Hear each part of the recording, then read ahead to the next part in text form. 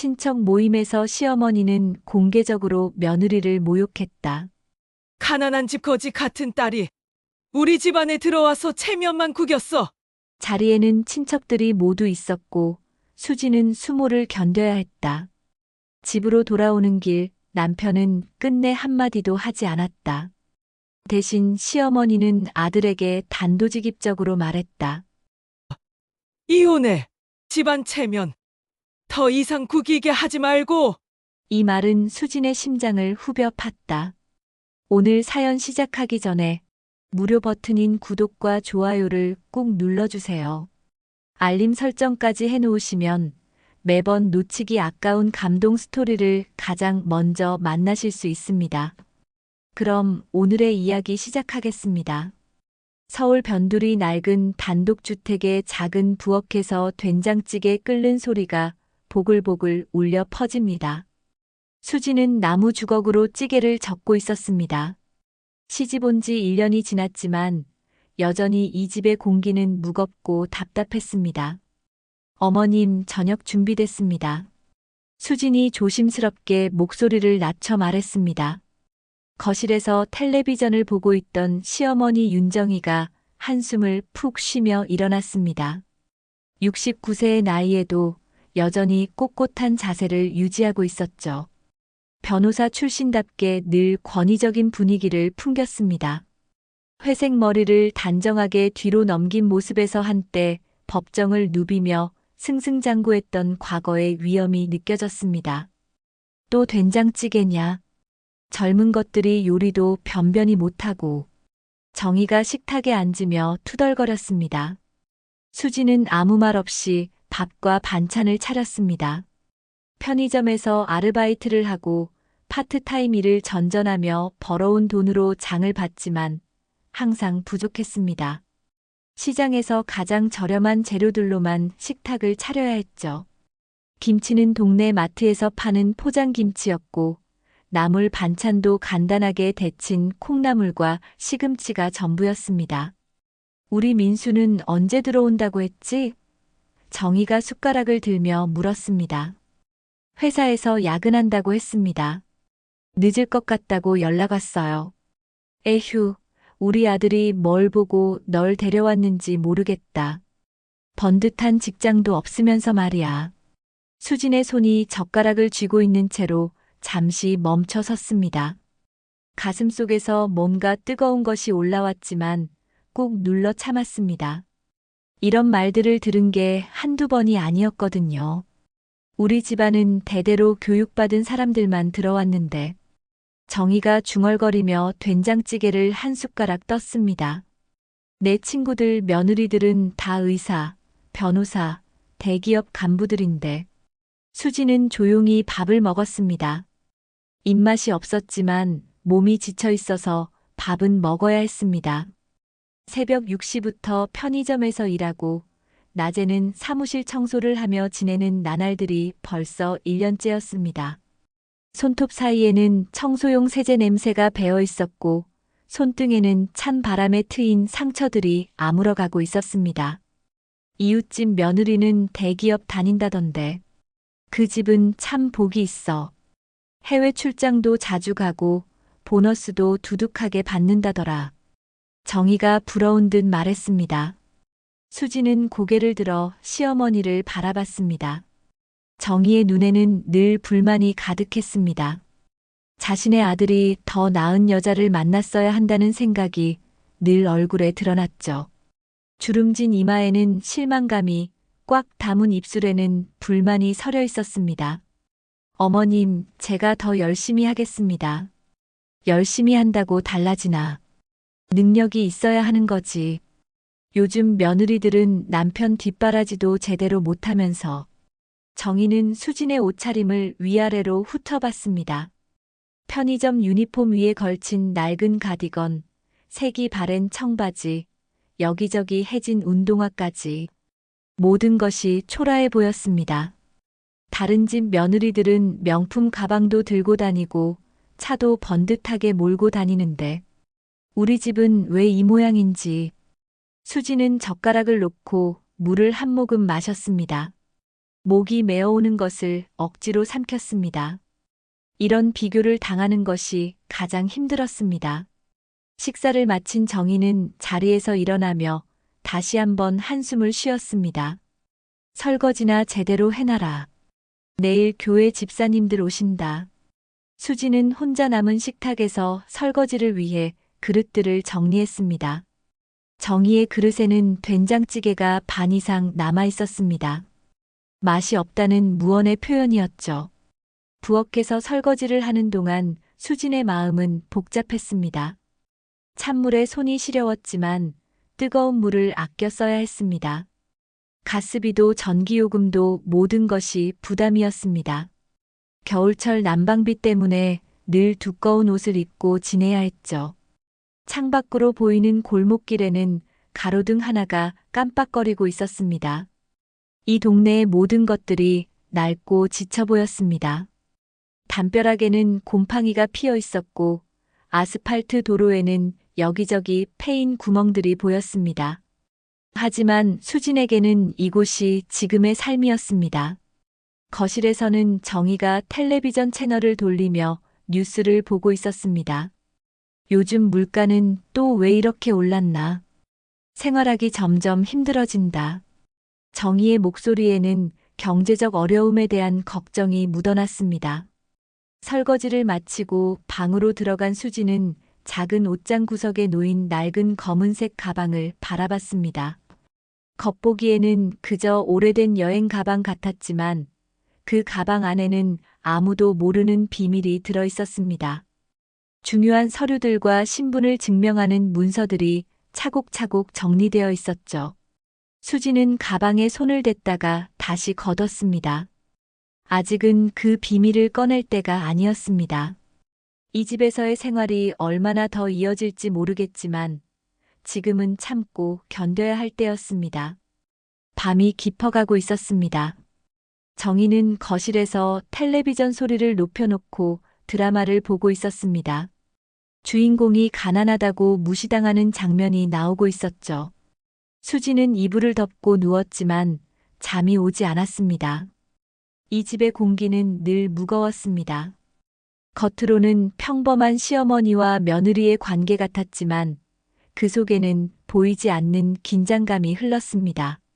수지는 천장을 바라보며 내일도 또 이런 하루가 반복될 것을 생각했습니다. 일주일 후 정희의 동생 정순이가 남편과 함께 집을 찾아왔습니다. 명절은 아니었지만 오랜만에 친척들이 모이는 자리였죠.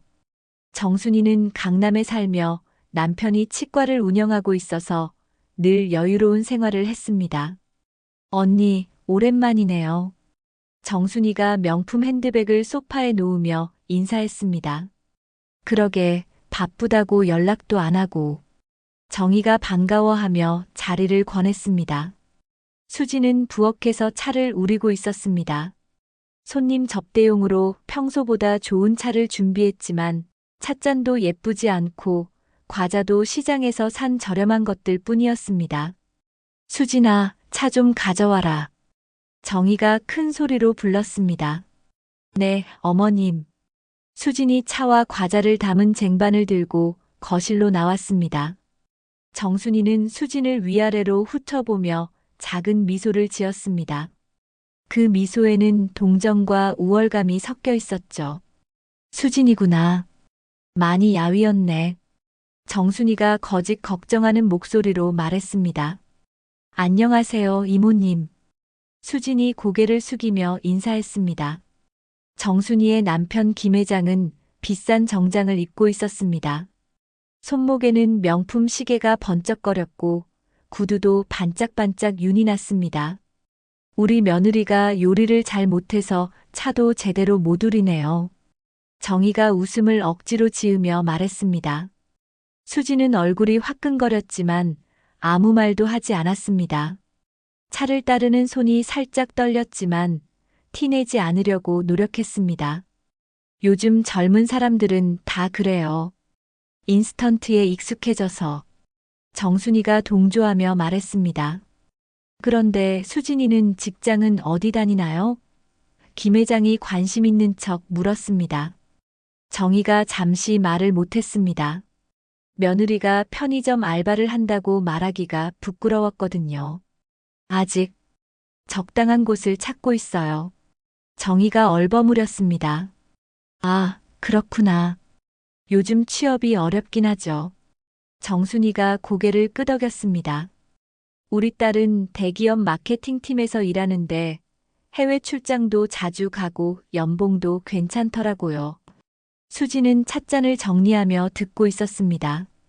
정순이의 딸 이야기는 이미 몇 번 들었던 내용이었죠. 우리 사위도 의사거든요. 성형외과 전문이라서 수입이 아주 좋아요. 정순이가 자랑스럽게 말했습니다. 그래, 복 있는 집안이야. 정희가 부러워하며 한숨을 쉬었습니다. 김 회장이 거실을 둘러보며 말했습니다. 이 집도 오래된 것 같은데 리모델링은 안 하세요? 돈이 어디 있나? 우리 민수 월급으로는 겨우 생활하는 정도지. 정희가 솔직하게 털어놨습니다.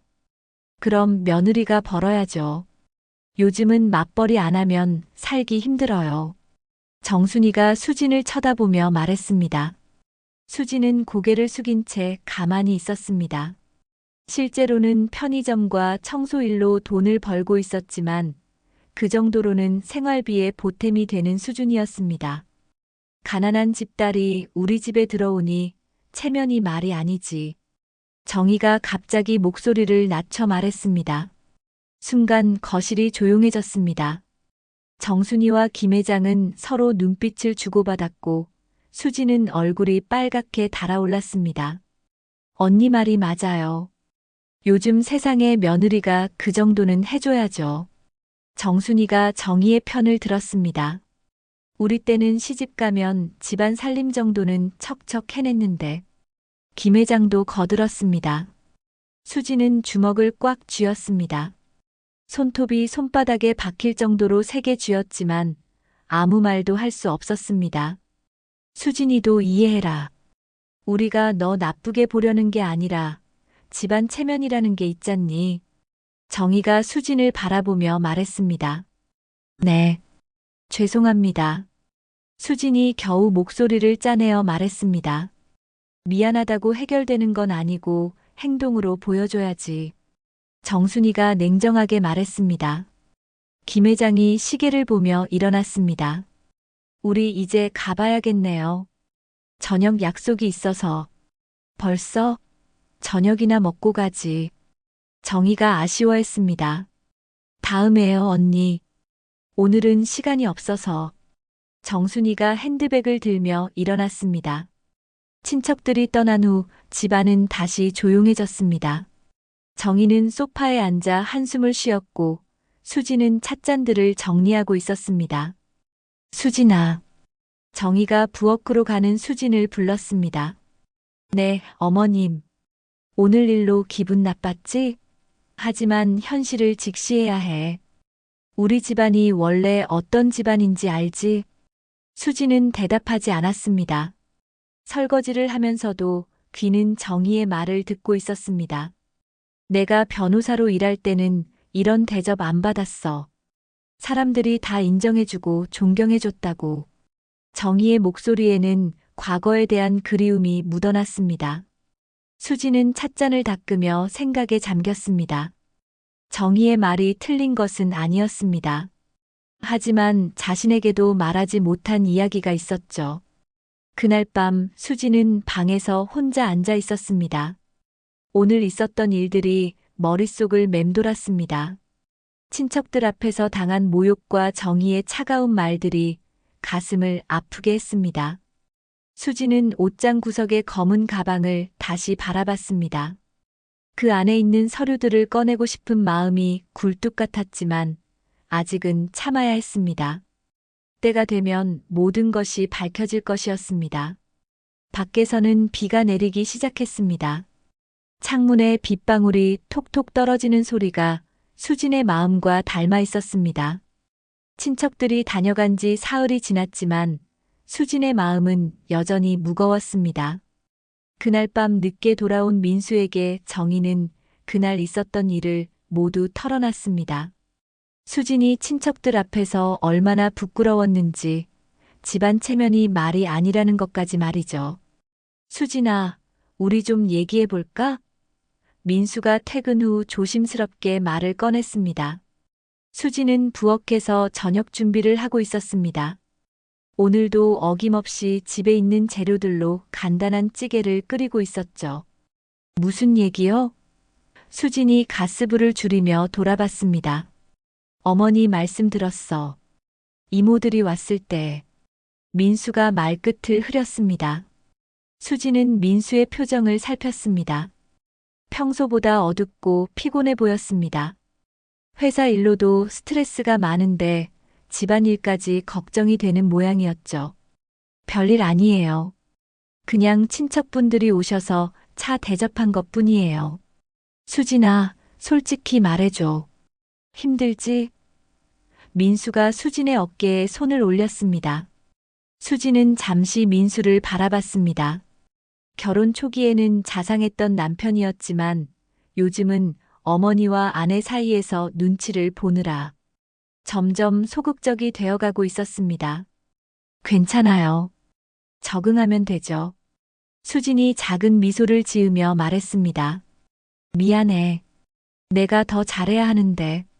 민수가 고개를 숙였습니다. 그때 정희가 거실에서 큰 소리로 불렀습니다. 민수야, 이리 와봐. 민수는 수진을 바라보다가 거실로 갔습니다. 수진은 다시 요리에 집중했지만 귀는 거실 쪽을 향하고 있었습니다. 아들아, 엄마 말 좀 들어봐. 정희의 목소리가 들렸습니다. 네, 어머니. 수진이 문제가 심각해. 이번에 이모들이 와서 보니까 정말 부끄럽더라. 차 하나 제대로 못 우리고 집안 살림도 엉망이고. 수진은 주걱을 쥔 손에 힘이 들어갔습니다. 찌개가 끓어오르는 소리와 함께 정희의 목소리가 계속 들렸습니다. 그리고 직장도 제대로 된 곳 하나 없잖아. 편의점 알바가 뭐야? 우리 집안 며느리가 그런 일을 해? 어머니, 수진이도 노력하고 있어요. 노력한다고 다 되는 게 아니야. 능력이 있어야지. 이모네 딸 좀 봐. 대기업 다니면서 연봉도 좋고 부모님께 용돈도 드리고. 수진은 찌개를 저으면서 마음이 복잡했습니다. 정희의 말이 완전히 틀린 것은 아니었지만 자신의 진짜 정체를 알게 된다면 어떤 반응을 보일지 궁금했습니다. 어머니, 시간을 좀 더 주시면. 시간? 벌써 1년이나 지났어. 1년이면 충분히 적응할 시간이었잖아. 정희의 목소리가 점점 높아졌습니다. 수지는 불을 끄고 조용히 방으로 들어갔습니다. 더 이상 듣고 싶지 않았거든요. 방에 들어온 수지는 옷장을 열었습니다. 구석에 놓인 검은 가방이 그대로 있었습니다. 수지는 가방 지퍼를 천천히 열었습니다. 가방 안에는 두꺼운 서류 뭉치들이 들어 있었습니다. 맨 위에 있는 서류에는 글로벌 크루즈 회사 대표이사 이수진이라는 글자가 선명하게 인쇄되어 있었습니다. 수지는 서류를 한 장씩 넘겨봤습니다. 해외 법인 등록 서류, 선박 운영 허가증, 회사 지분 증명서, 그리고 은행 잔고 증명서까지. 모든 서류가 수진의 이름으로 되어 있었습니다. 이걸 꺼낼 날이 올 줄은 몰랐는데. 수진이 작게 중얼거렸습니다. 서류 중에는 지난달 크루즈 선박 계약 체결 소식을 담은 신문 기사도 있었습니다. 아시아 최대 규모의 크루즈 사업을 운영하는 회사의 대표로 수진의 사진이 실려 있었죠. 하지만 사진 속의 수진은 지금과는 전혀 다른 모습이었습니다. 깔끔한 정장에 자신감 넘치는 표정을 하고 있었거든요. 수진은 휴대폰을 꺼내 해외 번호로 전화를 걸었습니다. 시차 때문에 늦은 시간이었지만 받는 사람이 있을 것이었습니다. 안녕하세요, 사장님. 한국에서는 어떻게 지내세요? 상대방이 영어로 말했습니다. 안녕하세요, 제임스. 잘 지내고 있어요. 회사 일은 어떤가요? 수진이 능숙한 영어로 대답했습니다. 모든 것이 순조롭게 진행되고 있습니다. 신규 계약건도 마무리되었고 다음 달 출항 예정인 크루즈선도 준비가 거의 완료되었습니다. 수지는 잠시 침묵했습니다.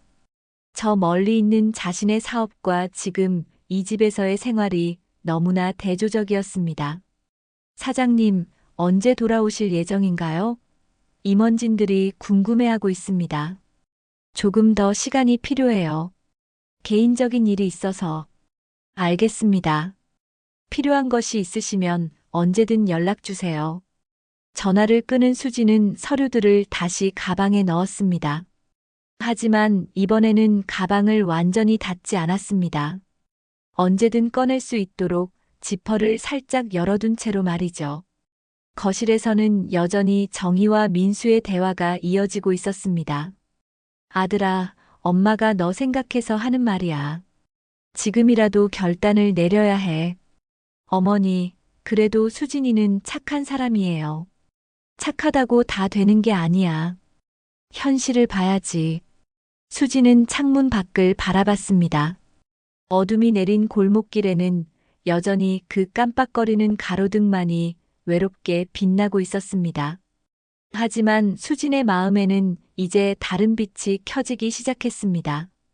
어머님, 언젠가는 알게 되실 거예요. 수진이 창문에 입김을 불어 흐리게 만들며 작게 속삭였습니다. 한 달 후 추석 명절이 다가왔습니다. 정희는 벌써부터 명절 준비로 바쁜 척했지만 사실은 수진이 모든 일을 다 해야 했습니다. 제사 음식 준비부터 집안 청소까지 며느리의 몫이라며 모든 것을 떠넘겼죠. 수진아, 전 부치는 거 제대로 해라. 작년에는 너무 두껍게 해서 보기도 안 좋았어. 정희가 소파에 앉아 텔레비전을 보며 지시했습니다. 수지는 부엌에서 감자를 갈고 있었습니다. 손목이 아플 정도로 오랫동안 갈았지만 정희가 원하는 만큼의 양을 만들려면 아직 멀었습니다. 네, 어머님. 얇게 부치겠습니다. 그리고 나물도 여러 가지 준비해야 하는데 돈은 있나? 장 보러 가야 하잖아. 수지는 잠시 손을 멈췄습니다. 편의점 알바비로는 명절 음식 재료를 사기에 턱없이 부족했습니다. 하지만 정희에게 돈을 달라고 말하기는 어려웠죠. 제가 알아서 할게요. 알아서 하긴 뭘 알아서 해. 돈 없으면 미리 말을 하든지. 정희가 짜증스럽게 말했습니다. 그때 민수가 퇴근해서 들어왔습니다. 얼굴이 평소보다 더 어두워 보였습니다. 회사에서 무슨 안 좋은 일이 있었나 봤습니다. 어머니, 저 왔습니다. 민수가 인사했습니다. 아들아, 고생했구나. 밥 먹었나? 회사에서 먹고 왔어요. 수진아, 고생하고 있네. 민수가 부엌의 수진을 바라봤습니다. 수진은 손을 닦으며 민수에게로 갔습니다. 오늘 회사에서 무슨 일 있었어요? 얼굴이 안 좋아 보여요. 민수는 한숨을 쉬며 소파에 앉았습니다. 별일 아니야. 그냥 회사 사정이 좀 안 좋아서. 정희가 관심을 보였습니다. 무슨 소리야? 회사에 무슨 일이 생겼나? 구조조정 얘기가 나오고 있어요. 아직 확실한 건 아니지만 민수가 말끝을 흐렸습니다. 순간 거실이 조용해졌습니다. 정희의 얼굴이 굳어졌고 수진도 놀란 표정을 지었습니다. 구조조정이라니, 그럼 너도 위험하다는 소리야? 정희가 목소리를 높였습니다. 아직 모르겠어요. 하지만 분위기가 좋지는 않아요. 정희는 급히 일어나서 방 안을 서성거렸습니다. 이런 상황에서 명절은 어떻게 치르라고, 돈은 어디서 구하고. 수지는 조용히 민수 옆에 앉았습니다. 남편의 어깨가 축 처져 있었고 평소보다 많이 야위어 보였습니다. 너무 걱정하지 마세요. 아직 확실한 건 아니잖아요. 수진이 위로했습니다. 수진아, 지금 상황이 심각한 거 몰라. 정희가 날카롭게 말했습니다. 남편 월급만으로도 빠듯한데 그마저 없어지면 어떻게 살라고? 수지는 대답하지 않았습니다. 사실 자신이 원한다면 이 모든 문제를 한 번에 해결할 수 있다는 것을 알고 있었지만 아직은 그럴 때가 아니라고 생각했습니다. 그리고 며느리는 편의점 알바나 하고 있고 이게 말이 되나? 정희가 계속 화를 냈습니다. 민수가 고개를 들었습니다. 어머니, 수진이 탓만 하지 마세요. 제가 부족한 거예요. 부족한 게 어디 하나둘이야. 집안 꼴이 이 모양인데. 수지는 부엌으로 돌아가서 다시 감자를 갈기 시작했습니다. 하지만 마음은 점점 무거워졌습니다. 정희의 말들이 가슴에 박혔거든요. 수진아. 정희가 큰 소리로 불렀습니다. 네, 어머님. 당장 내일부터 제대로 된 직장 알아봐. 편의점 알바로는 안 되겠어. 네. 그리고 명절 음식은 간소하게 해. 돈 없는데 뭘 제대로 차리겠나. 수지는 고개를 끄덕였습니다. 하지만 마음속으로는 다른 생각을 하고 있었습니다. 정희가 자신의 진짜 정체를 안다면 과연 이런 말을 할 수 있을까 하는 생각 말이죠. 그날 밤 수지는 또다시 검은 가방을 열어봤습니다. 서류들 사이에는 은행 통장도 있었습니다. 계좌 잔고에는 상상할 수 없을 만큼 큰 금액이 적혀 있었죠. 수지는 휴대폰으로 은행 프로그램에 접속했습니다. 해외 계좌에는 여전히 막대한 자금이 들어 있었습니다. 크루즈 사업에서 나오는 수익금들이 꾸준히 쌓이고 있었거든요. 이 돈이면 수진이 작게 중얼거렸습니다. 하지만 수진은 다시 휴대폰을 내려놓았습니다. 아직은 때가 아니었습니다. 정희가 자신을 어떻게 생각하는지, 정말로 돈과 지위가 그렇게 중요한지 끝까지 지켜보고 싶었거든요. 다음 날 아침 수지는 일찍 일어나서 명절 준비를 시작했습니다. 시장에 가서 가장 저렴한 재료들로 장을 봤습니다. 정희는 여전히 불만스러워했지만 수지는 묵묵히 일을 해나갔습니다. 이런 걸로 제사상을 차리겠다고? 조상님들께 면목이 없네. 정희가 한숨을 쉬었습니다. 수지는 아무 말 없이 나무를 다듬었습니다. 손은 계속 움직였지만 마음속으로는 다른 계획을 세우고 있었습니다.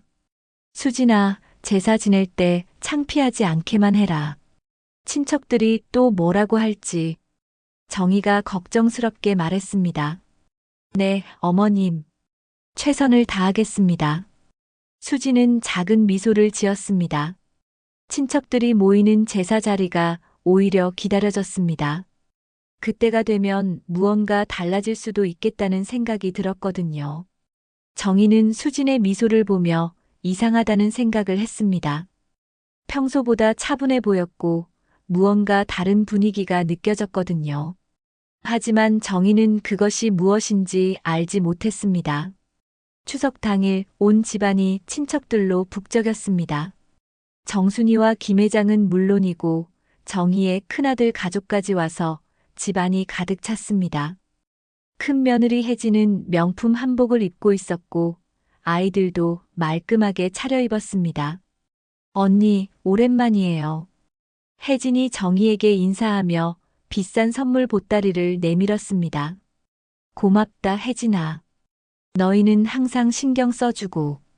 정희가 만족스러워하며 선물을 받았습니다. 수지는 부엌에서 제사 음식을 차리느라 정신이 없었습니다. 어제부터 준비한 음식들이지만 여전히 부족해 보였습니다. 다른 집들과 비교하면 초라한 제사상이었죠. 수진아, 저는 몇 가지나 준비했나? 혜진이 부엌을 기웃거리며 물었습니다. 감자전, 김치전, 동태전 준비했어요. 수진이 대답했습니다. 그게 다야? 우리 집은 10가지는 준비하는데. 혜진이 놀란 표정을 지었습니다. 수지는 얼굴이 빨갛게 달아올랐습니다. 돈이 부족해서 겨우 3가지밖에 준비하지 못했거든요. 정희가 부엌으로 와서 제사상을 점검했습니다. 이게 뭐야? 나물도 이것밖에 없고 과일도 종류가 너무 적잖아. 어머님, 최선을 다했습니다. 최선을 다했다고? 조상님께 이런 걸 어떻게 올리겠다고?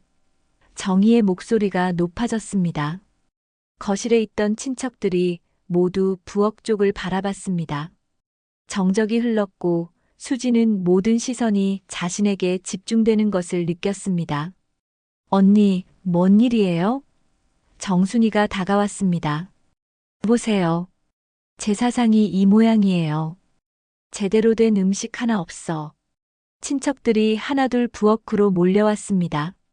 모두가 부실한 제사상을 보며 수군거렸습니다. 요즘 며느리들은 제사 준비도 이렇게 하나? 큰아들이 못마땅하다는 듯이 말했습니다. 옛날에는 제사상 차리는 것도 며느리의 기본 덕목이었는데 김 회장이 고개를 저었습니다. 수지는 고개를 숙인 채 아무 말도 할 수 없었습니다. 손은 떨렸고 가슴은 답답했습니다. 수진아, 우리 조상님들이 보시면 뭐라고 하시겠나? 정희가 화를 참지 못하고 말했습니다. 정말 죄송합니다, 어머님. 죄송하다고 해결되는 게 아니야. 이런 식으로 제사상을 차리면 우리 집안 체면이 말이 아니잖아. 혜진이 슬쩍 끼어들었습니다. 어머님, 제가 급하게 마트 가서 몇 가지 더 사올까요? 그래야겠네. 이 상태로는 제사를 지낼 수가 없어. 수지는 모욕감에 온몸이 떨렸습니다. 모든 친척들 앞에서 이렇게 창피를 당하는 것이 견딜 수 없었습니다. 제사가 시작되었습니다. 급히 추가로 준비한 음식들로 겨우 제사상다운 모습을 갖췄지만 분위기는 여전히 어색했습니다. 우리 아버지께서 살아계셨다면 이런 모습을 보고 얼마나 실망하셨을까. 정희가 중얼거렸습니다. 제사를 지내는 동안 수지는 뒤에서 조용히 서 있었습니다. 자신이 준비한 음식들은 구석으로 밀려나고 혜진이 사온 음식들이 제사상의 중앙을 차지했습니다. 제사가 끝난 후 친척들이 모여 앉아 이야기를 나누었습니다. 수지는 부엌에서 설거지를 하며 들리는 대화에 귀를 기울였습니다. 정말 요즘 며느리들은 예전 같지 않아요. 정순이가 한숨을 쉬었습니다. 우리 때는 시집 가면 시어머니 모시는 것부터 시작했는데 혜진이 맞장구 쳤습니다. 수진이는 좀 심각해요. 집안일도 제대로 못하고 돈 버는 것도 시원찮고. 정희가 목소리를 낮춰 말했습니다. 언니, 그럼 어떻게 할 생각이에요? 정순이가 물었습니다. 정희는 잠시 망설이다가 입을 열었습니다. 사실 민수한테 이혼을 권하고 있어요. 순간 부엌에서 그릇 떨어지는 소리가 났습니다. 수진이 들고 있던 접시를 놓쳤던 것입니다. 어머, 무슨 소리야? 정순이가 놀라며 말했습니다. 이런 며느리와는 더 이상 못 살겠어요. 집안 망신만 시키고. 수지는 바닥에 떨어진 접시 조각들을 주우며 눈물이 핑 돌았습니다. 정희의 말들이 가슴을 후벼 팠습니다. 그래도 그렇지, 이혼까지는. 김 회장이 말을 흐렸습니다. 지금이라도 정리하는 게 나아요. 나중에 더 복잡해지기 전에. 민수가 일에서 돌아와 친척들과 인사를 나눴습니다. 하지만 분위기가 심상치 않다는 것을 금방 눈치챘죠. 어머니, 무슨 일이에요? 분위기가 이상한데요. 정희는 민수를 따로 불러 방으로 들어갔습니다. 잠시 후 방에서 큰 목소리가 들렸습니다. 어머니, 그런 말씀은 하지 마세요. 아들아, 현실을 봐야 해. 이 여자랑은 더 못 산다. 수진이는 나쁜 사람이 아니에요. 나쁘고 좋고의 문제가 아니야. 우리 집안에 맞지 않는다고. 수진은 부엌에서 접시 조각을 치우며 모든 대화를 들었습니다. 온몸이 떨렸고 더 이상 참을 수 없다는 생각이 들었습니다. 친척들이 하나둘 집을 떠나기 시작했습니다. 떠나면서도 수군거리는 소리가 들렸습니다. 저런 며느리로는 힘들겠어. 정희 언니도 고생이 많아. 모든 친척들이 떠난 후 집안은 다시 조용해졌습니다. 정희는 거실에 앉아 한숨만 쉬었고 민수는 방에 들어가 버렸습니다. 수지는 혼자 부엌 정리를 마쳤습니다. 오늘 하루가 마치 악몽 같았습니다. 하지만 이제 더 이상 참을 이유가 없다는 생각이 들었습니다. 수지는 방으로 들어가 검은 가방을 다시 열었습니다. 이번에는 주저하지 않았습니다. 서류들을 모두 꺼내서 책상 위에 정리했습니다. 이제는 숨을 이유가 없겠어. 수진이 작게 중얼거렸습니다. 추석이 지나고 일주일 후 집안의 분위기는 더욱 차가워졌습니다. 정희는 수진과 말도 제대로 섞지 않았고 민수는 어머니와 아내 사이에서 눈치만 보며 지냈습니다. 수진 역시 마음의 결심을 굳히고 있었습니다. 수진아, 이리 와봐. 정희가 거실에서 수진을 불렀습니다. 수진은 부엌에서 설거지를 하던 손을 닦고 거실로 갔습니다. 정희의 표정이 평소보다 더 엄격해 보였습니다. 앉아. 정희가 소파를 가리켰습니다. 수진은 조심스럽게 앉았습니다. 무슨 말을 할지 대충 짐작이 갔지만 직접 듣는 것은 또 다른 문제였습니다. 수진아, 우리 솔직하게 얘기해보자. 정희가 팔짱을 끼며 말했습니다. 네, 어머님. 너도 느끼고 있을 거야. 우리 집안과 너는 맞지 않는다는 것을. 수진은 고개를 숙였습니다. 정희의 말을 부정할 수도 없었고 그렇다고 인정하기도 어려웠습니다. 결혼 1년 넘게 지켜봤는데 도저히 개선될 기미가 보이지 않아.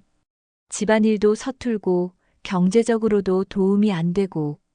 정희는 잠시 말을 멈추고 수진의 반응을 살폈습니다. 수진은 여전히 고개를 숙인 채 아무 말도 하지 않았습니다. 그리고 이번 추석에 친척들 앞에서 보인 모습은 정말 실망스러웠어. 제사상도 제대로 못 차리고 우리 집안 체면을 말이 아니게 만들었잖아. 수진의 손이 무릎 위에서 떨리기 시작했습니다. 분노가 치밀어 올랐지만 겉으로는 드러내지 않으려 노력했습니다. 어머님 말씀이 맞습니다. 수진이 작은 목소리로 말했습니다. 그래, 내가 인정하니까 다행이다. 그럼 이제 결론을 내려야 하는 거 아니겠나? 정희는 수진에게 더 가까이 다가앉았습니다. 수진아, 이혼을 생각해봐라. 그 말이 나오는 순간 수진의 마음속에서 무언가가 확실히 결정되었습니다. 더 이상 참을 필요가 없다는 생각이 들었거든요. 어머님. 응? 제가 정말 그렇게 못난 사람인가요? 수진이 고개를 들어 정희를 똑바로 바라봤습니다. 정희는 수진의 눈빛이 평소와 다르다는 것을 느꼈습니다. 하지만 이미 한 말을 되돌릴 생각은 없었습니다. 못났다기보다는 우리 집안에 맞지 않는다는 거지. 집안에 맞지 않는다는 게 무슨 뜻인가요? 너도 알잖아. 교육 수준, 경제력, 사회적 지위. 이런 것들이 다 중요한 거야. 수지는 작은 웃음을 지었습니다. 그 웃음을 본 정희는 기분이 이상했습니다. 어머님, 만약에 제가 어머님보다 더 높은 지위에 있는 사람이라면 어떻게 하실 건가요? 무슨 소리야? 너 같은 애가 무슨 지위가 있다고. 만약에 말입니다. 가정에서 말이에요. 정희는 어이없다는 표정을 지었습니다. 말도 안 되는 소리 하지 마라. 편의점 알바나 하는 주제에. 수지는 자리에서 일어났습니다. 어머님, 잠깐만 기다려주세요. 어디가? 보여드릴 게 있어요. 수지는 방으로 들어가서 검은 가방을 들고 나왔습니다. 정희는 그 가방을 보며 고개를 갸웃거렸습니다. 그게 뭐야?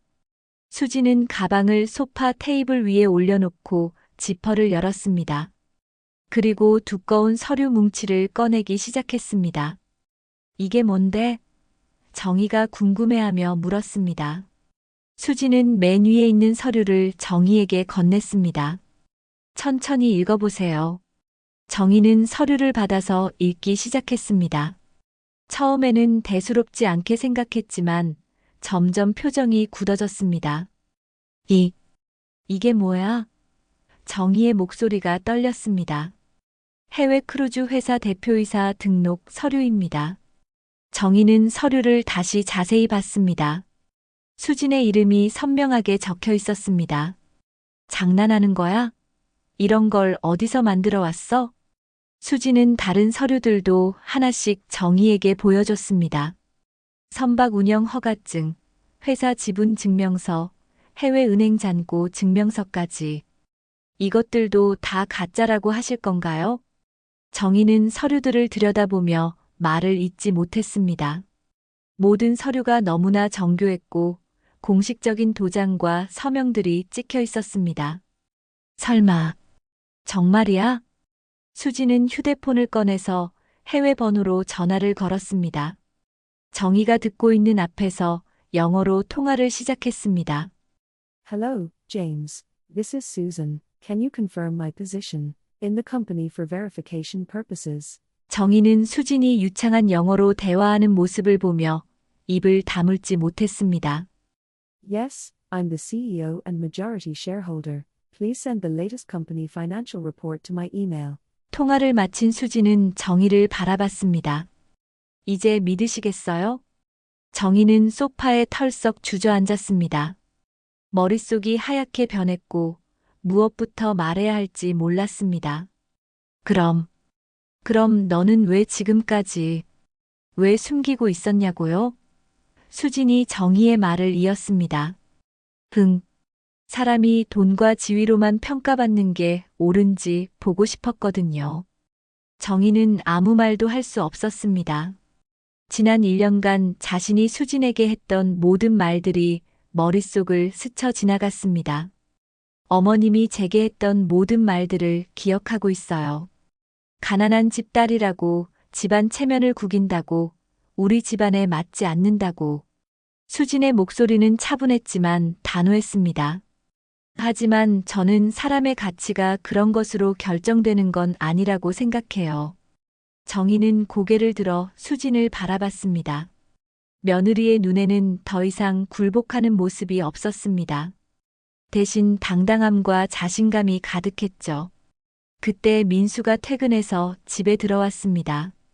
거실의 이상한 분위기를 감지한 민수는 조심스럽게 다가왔습니다.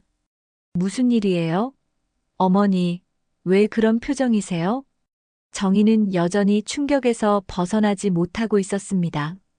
수지는 민수에게 미소를 지으며 말했습니다. 여보, 저에게 궁금한 게 있었다면 이제 물어보세요.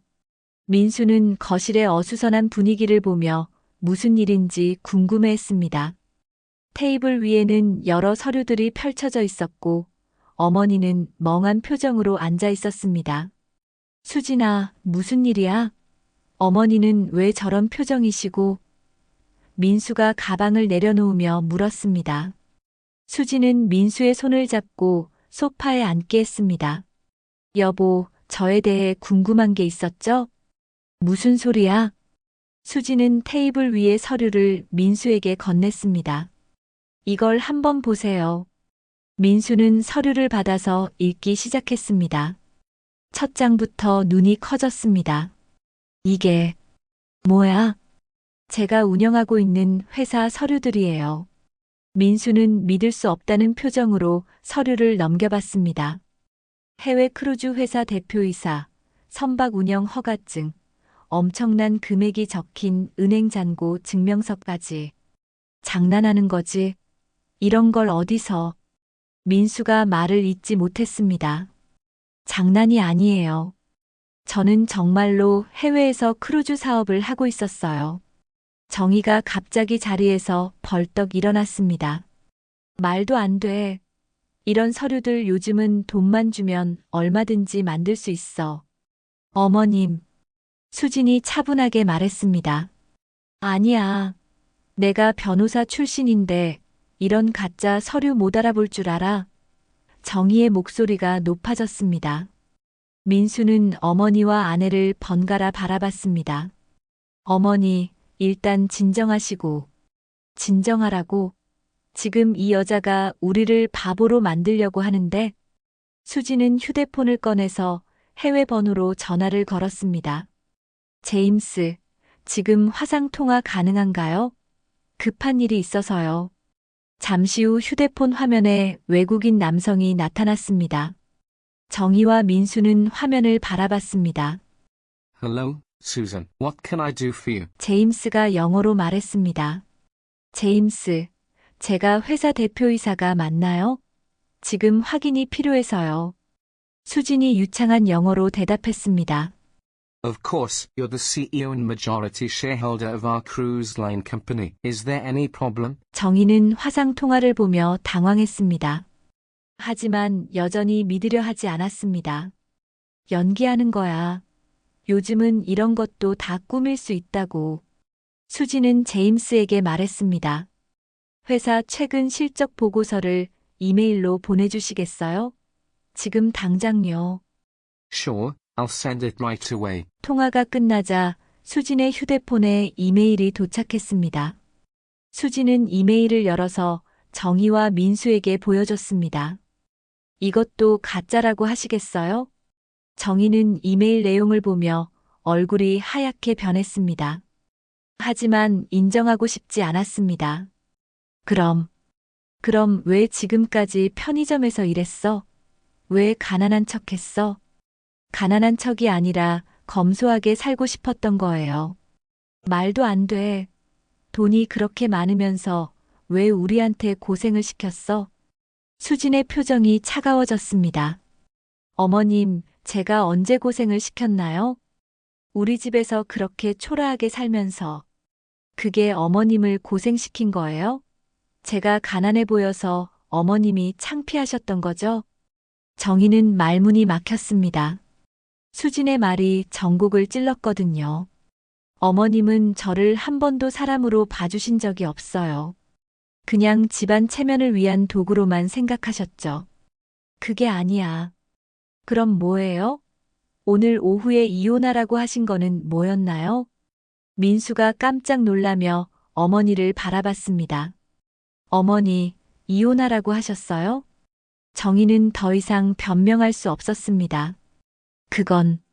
그때는 돈 없고 지위 없다고 쫓아내려고 하셨던 분이 이제 와서 뭘 말씀하시려는 거예요? 수지는 자리에서 일어나서 서류들을 정리하기 시작했습니다. 어머님, 이제 저를 어떻게 보실 건가요? 돈이 있다고 해서 갑자기 좋은 며느리가 된 건가요? 정희는 아무 말도 할 수 없었습니다. 자신의 속마음이 그대로 드러났거든요. 저는 처음부터 끝까지 같은 사람이었어요. 어머님이 달라진 건 제가 아니라 어머님의 시선이에요. 민수가 수진의 팔을 잡았습니다. 수진아, 너무 심하게 말하지 마. 심해요? 지난 1년 동안 어머님이 저에게 하신 말들이 심하지 않았나요? 수진은 민수의 손을 뿌리쳤습니다. 여보도 마찬가지예요. 저를 진짜로 알려고 노력해 보셨나요? 아니면 그냥 편안한 며느리로만 두고 싶으셨던 건가요?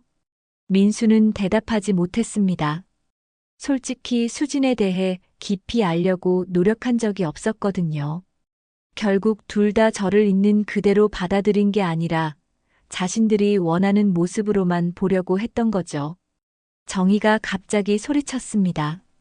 그럼 우리가 다 잘못했다는 거야? 네, 잘못하셨어요. 수진이 단호하게 대답했습니다. 사람을 외모와 돈으로만 판단하고 진짜 마음은 보려고 하지 않으셨잖아요. 거실이 정적에 휩싸였습니다. 정희는 주저앉으며 머리를 감추고 민수는 어떻게 해야 할지 몰라 하고 있었습니다. 수지는 서류들을 가방에 넣으며 말했습니다. 어머님, 이제 제가 누구인지 아셨으니까 어떻게 하실 건지 생각해 보세요. 너는 어떻게 할 거야? 정희가 떨리는 목소리로 물었습니다. 모르겠어요. 아직 결정하지 못했어요. 수지는 방으로 들어가면서 마지막으로 말했습니다. 하지만 한 가지는 확실해요. 더 이상 무시당하며 살지는 않을 거예요.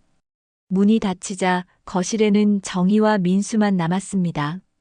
둘 다 말 한마디 하지 못하고 있었습니다. 수진이 방에 들어간 후 거실은 무거운 침묵에 휩싸였습니다. 정희는 소파에 주저앉아 머리를 감싸고 있었고 민수는 창밖을 바라보며 복잡한 심정에 빠져 있었습니다. 어머니. 민수가 조심스럽게 입을 열었습니다. 내가 정말 그렇게 나쁜 사람이었나?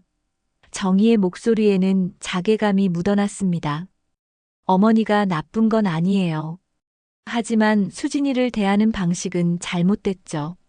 정희는 고개를 들어 아들을 바라봤습니다. 민수야, 엄마가 어떻게 해야 할까? 민수는 잠시 생각에 잠겼습니다. 진심으로 사과하셔야 해요. 그리고 수진이를 있는 그대로 받아들이시고요. 한편 방 안에서 수진은 창문 밖을 바라보며 깊은 생각에 잠겨 있었습니다. 지난 1년간의 일들이 주마등처럼 스쳐 지나갔습니다. 처음 이 집에 왔을 때의 설렘, 점점 쌓여가던 상처들, 그리고 오늘의 폭발까지. 휴대폰이 울렸습니다. 해외에서 온 전화였습니다. 안녕하세요, 사장님. 내일 중요한 계약 건이 있는데 참석하실 수 있나요? 직원의 목소리였습니다. 수지는 잠시 망설였습니다. 내일 말이죠? 네, 아시아 최대 규모의 크루즈 노선 계약인데 사장님이 직접 참석하셔야 할 것 같습니다. 알겠습니다. 준비하겠습니다. 전화를 끊은 수지는 옷장에서 정장을 꺼냈습니다. 오랫동안 입지 않았던 고급 정장이었죠. 거울 앞에 서서 정장을 입어보니 지난 1년간 잊고 있던 자신의 모습이 되살아났습니다. 그때 방문을 두드리는 소리가 났습니다. 수진아, 들어가도 될까? 민수의 목소리였습니다. 들어오세요. 민수가 들어와서 정장을 입은 수진을 보고 놀랐습니다. 와, 정말 다른 사람 같네. 원래 이게 제 모습이에요. 민수는 수진 앞에 앉았습니다. 수진아, 미안해. 정말 미안해. 여보가 사과할 일은 아니에요. 아니야. 나도 너를 제대로 알려고 하지 않았어. 그냥 편하게 생각했던 것 같아. 수진은 민수의 손을 잡았습니다. 여보, 저 내일 출장 가야 해요. 출장? 회사 일이 있어서요. 중요한 계약이거든요. 민수는 걱정스러운 표정을 지었습니다. 그럼 언제 돌아와? 모르겠어요. 어머님이 진심으로 변하실 때까지는. 그때 거실에서 정희의 목소리가 들렸습니다. 수진아, 제발 나와서 얘기 좀 하자. 수진과 민수는 거실로 나갔습니다. 정희는 눈이 빨갛게 충혈되어 있었습니다. 수진아, 내가 잘못했다. 정말 잘못했어. 정희가 수진 앞에 무릎을 꿇으려 했습니다. 수진이 정희를 일으켜 세웠습니다. 어머님, 무릎 꿇지 마세요. 아니야. 내가 너한테 한 짓을 생각하면. 어머님, 사과받으려고 이런 일을 한 게 아니에요. 수지는 정희의 손을 잡았습니다. 어머님께서 정말로 사람을 보는 눈을 바꾸셨는지 알고 싶었던 거예요. 나는 어떻게 해야 하지? 제가 내일 출장을 가요.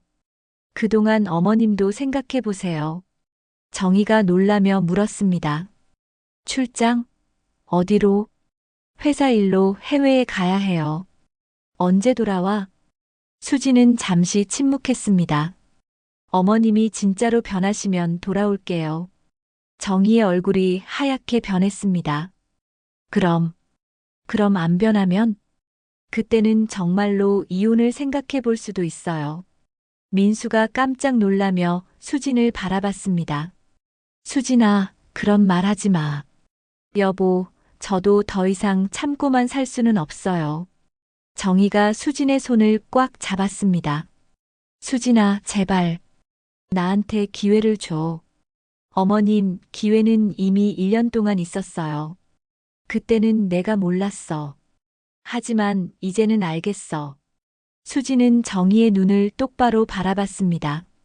정말로 아시겠어요? 사람의 가치가 돈과 지위로 정해지는 게 아니라는 것을. 알겠어. 정말 알겠다. 그럼 제가 다시 편의점에서 일해도 괜찮으세요? 정희는 잠시 망설였습니다. 하지만 곧 고개를 끄덕였습니다. 괜찮아. 내가 하고 싶은 일이라면. 친척들 앞에서 창피해하지 않으시겠어요? 안 해. 다시는 안 할게. 수지는 작은 미소를 지었습니다. 어머님 마음은 고마워요. 하지만 말로만 되는 건 아니에요. 다음 날 아침 수지는 정장을 입고 캐리어를 끌며 현관에 나왔습니다. 정희와 민수가 배웅을 나왔습니다. 수진아, 조심히 다녀와. 민수가 아내를 안아주었습니다. 수진아. 정희가 조심스럽게 말을 꺼냈습니다. 네, 어머님. 내가 정말로 변할게. 꼭 돌아와. 수지는 정희를 바라봤습니다. 정희의 눈에는 진심이 담겨 있었습니다. 어머님, 사람은 가난으로 판단하는 게 아니에요. 수진이 마지막으로 말했습니다. 왜? 바다는 모든 걸 품으니까요. 수지는 택시에 올라타며 창문을 내렸습니다. 어머님이 진짜로 변하시면 제가 알 거예요. 택시가 떠나자 정희는 오랫동안 그 자리에 서 있었습니다. 며느리의 마지막 말이 가슴에 깊이 새겨졌습니다. 한 달 후 수진이 해외 출장에서 돌아왔습니다. 집에 도착한 수진을 맞이한 것은 완전히 달라진 분위기였습니다. 정희는 수진을 따뜻하게 안아주었습니다. 수진아, 고생했구나. 어머님, 앞으로는 내가 누구든 뭐라든 상관없어. 우리 가족이니까. 수진의 눈에 눈물이 맺혔습니다. 정희의 눈빛이 예전과는 완전히 달랐거든요. 그날 저녁 온 가족이 둘러앉아 식사를 했습니다. 수진이 만든 된장찌개였지만 정희는 맛있다며 연신 칭찬했습니다. 수진아, 이제 진짜 우리 가족이 됐네. 정희가 수진의 손을 잡으며 말했습니다. 수진은 따뜻한 미소를 지었습니다. 마침내 이 집에도 진짜 평화가 찾아온 것 같았습니다. 오늘 이야기 어떠셨나요? 지금 이 영상을 어디에서 보고 계신지 궁금합니다.